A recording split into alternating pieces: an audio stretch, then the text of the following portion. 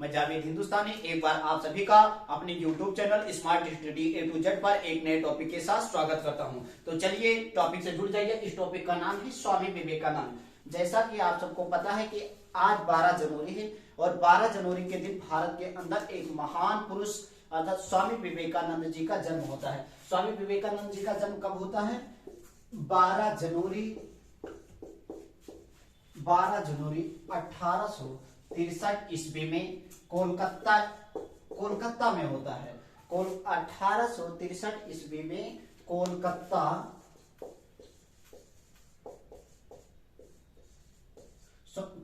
में स्वामी विवेकानंद जी का जन्म होता है।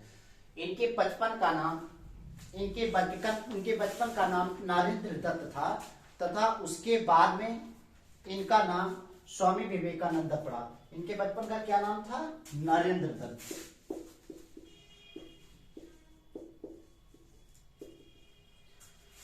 दत्त था। और इनके गुरु का नाम, जो इनके गुरु हुआ करते थे, ऐसे तो स्वामी विवेकानंद जी इतने महान आदमी हैं कि इनके बारे में अगर बताया जाए तो 2-3 घंटे का लेक्चर हो सकता है, लेकिन मोटा मोटी तौर पर जो कुछ हमें फैक्चुअल चीज है वही उसी के बारे में हम बता रहे हैं, वरना इतने महान आदमी के बारे में वर्णन करना कोई एक दिन की बात नहीं है। तो इनके बचपन का नाम नरेंद्र दत्त था तथा इनके गुरु का नाम था रामकृष्ण परमहंस। रामकृष्ण परमहंस।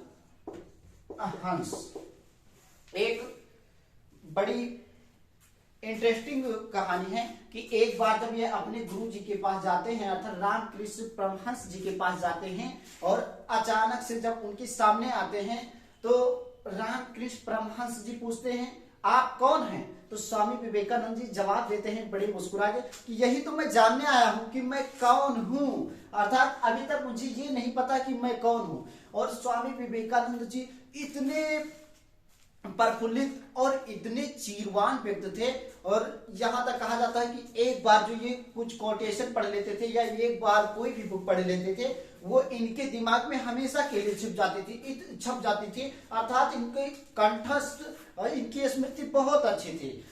इनसे जुड़ा हुआ अनेक बहुत से फैक्चुअल है। स्वामी विवेकानंद जी का ये कोटेशन किसने नहीं सुना? उठो, जागो और तब तक संघर्ष करो जब तक कि लक्ष्य की प्राप्ति ना हो जाए। दूसरा, चिंता करो, चिंतन करो, चिंता नहीं, और एक नए विचार को जन्म दो। और तीसरा इनका कोटेशन बहुत महत्वपूर्ण कोटेशन है कि जो भी तुमको कमजोर बनाता है, चाहे वो मानसिक हो, चाहे शारीरिक हो या फिर किसी और तरीके से, उसे तुरंत त्याग देना चाहिए, जिस प्रकार से आदमी एक जहरीले चीज का त्याग कर देता है। तो ये सब चीज अब सबसे यहां जब स्वामी विवेकानंद जी का विश्व धर्म सम्मेलन जो शिकागो में चल रहा था उस समय 1893 का जो विश्व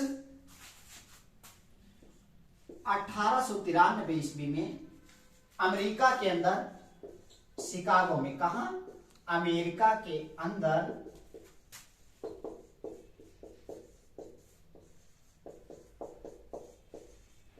शिकागो में विश्व धर्म सम्मेलन चल रहा था। तो वहां जाने से पहले स्वामी विवेकानंद जी अपने माता जी के पास जाते हैं। इनके माता जी का नाम शारदा था। उनके पास जाते हैं और बोलते हैं, माता जी मुझे आज्ञा दीजिए, मैं विश्व सम्मेलन के लिए शिकागो अर्थात अमेरिका जाना चाहता हूं।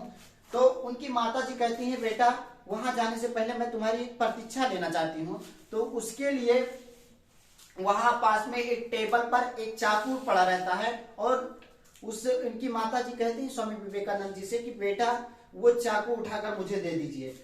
ये चाकू उठा करके उन्हें तुरंत दे देते हैं और पूछते हैं, माँ जी आप मेरा प्रतीक्षा लेना चाहती थी, मुझे लेट हो रहा है, आप मुझे आशीर्वाद दीजिए, प्रतीक्षा लीजिए और आशीर्वाद दीजिए, मुझे जाना है शिकागो। लेकिन तब माता जी कहती है, हाँ बेटा हमने तुम्हारा प्रतीक्षा ले लिया। अर्थात जब आपने मुझे चाकू दिया तो जिस तरफ धार था उस तरफ आप पकड़े हुए थे और जिस तरफ हैंडल थी उस तरफ मुझे दिया।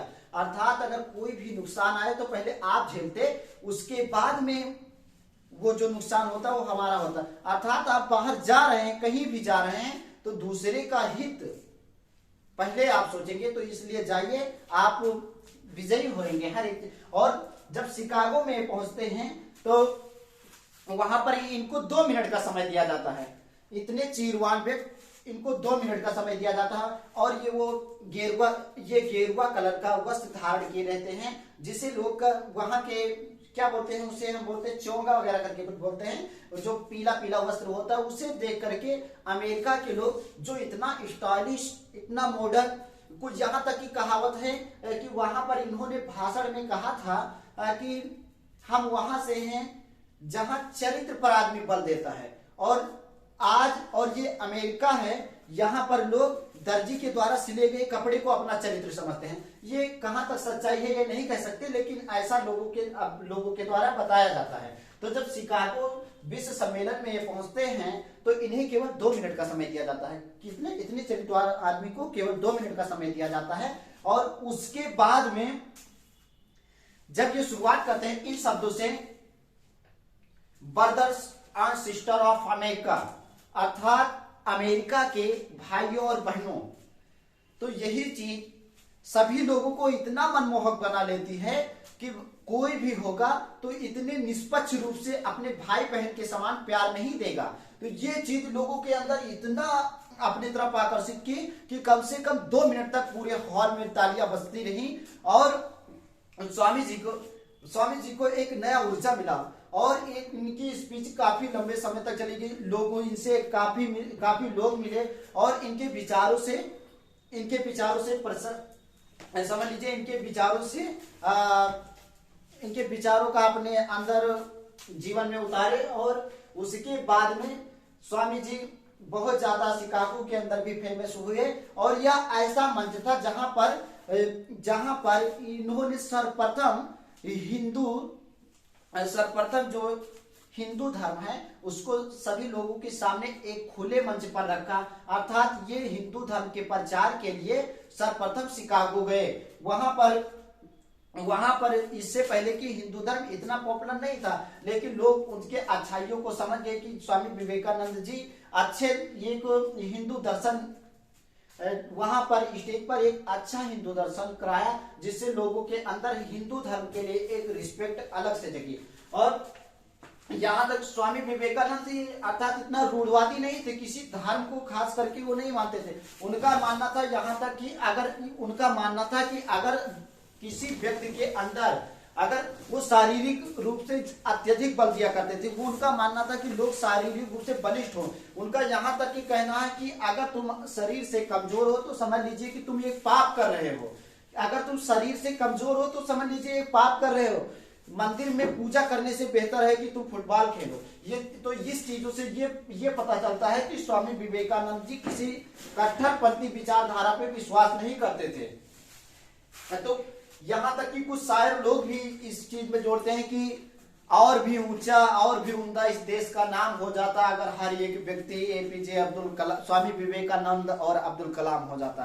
कुछ ऐसे भी महान भाव भारत के अंदर थे। और इनकी बहुत से फैक्चुअल चीजें स्वामी विवेकानंद जी के बारे में जितना भी बताएंगे कम ही है।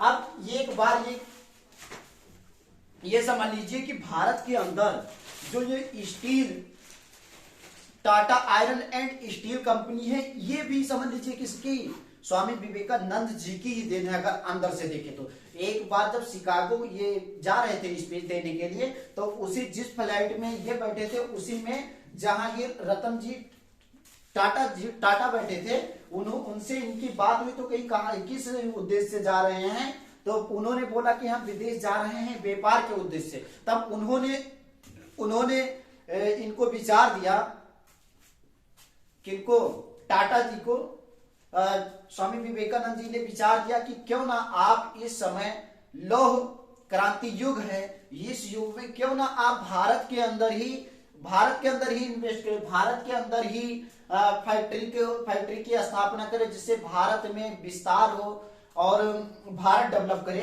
तो वहीं से आकर के इन्होंने उनके विचारों से प्रसन्न होकर Tata iron and steel company की स्थापना की। और एक और बहुत ज्यादा फैक्चुअल चीज है कि एक बार एक बादशाह के दरबार में स्वामी विवेकानंद जी जाते हैं, तो इनके हिंदू धर्म के बारे में बताया जाता है कि आप ये जो मूर्ति मूर्ति इसकी पूजा क्यों करते हैं? ये तो एक पत्थर की है, ना इसके अंदर कोई जान है, ना ये बोल सकते हैं, ना देख सकते हैं। तभी ये देखते हैं कि उनकी पिताजी की फोटो उनके उनका जो वो था बैठका था उसके पीछे लगा हुआ था, और बोले ये राजा से, बादशाह से कि इस फोटो को उतरवा दीजिए। बादशाह ने तुरंत नौकर को ऑर्डर दिया, भाई इतने बड़े स्वामी हैं, बोल रहे हैं कुछ होगा, तुरंत लाकर सामने रखा। उन्होंने बोला इस तस्वीर पे आप थूक दीजिए। बोला ऐसा कि ये तो हमारे पिताजी की तस्वीर है। तो कहा भाई आपकी पिताजी की तस्वीर का आपके पिताजी इसमें कहाँ है? ये तो केवल एक कलर का कमाल है और कागज का टुकड़ा है, इसमें आपके पिताजी तो दिख नहीं रहे हैं। तो तब उन्होंने कहा नहीं, फिर भी ये हमारे पिताजी हैं। तो उसी प्रकार की स्वामी विवेकानंद जी ने समझाया, जिस तरीके से आपके पिताजी इसमें दिख रहे हैं, उसी तरीके से हमारे जो इष्ट जो भगवान है वो भी इसमें दिख रहे हैं। तो इस प्रकार से ये पता चलता है कि इनकी बातें कितनी तथ्यात्मक और कितनी गरिमापूर्ण थी। तो चलिए यहीं पर टॉपिक को समाप्त करते हैं, वरना बहुत ज्यादा लंबा हो जाएगा। तो मुझे आशा है कि ये वीडियो आपको अच्छा लगा होगा। धन्यवाद।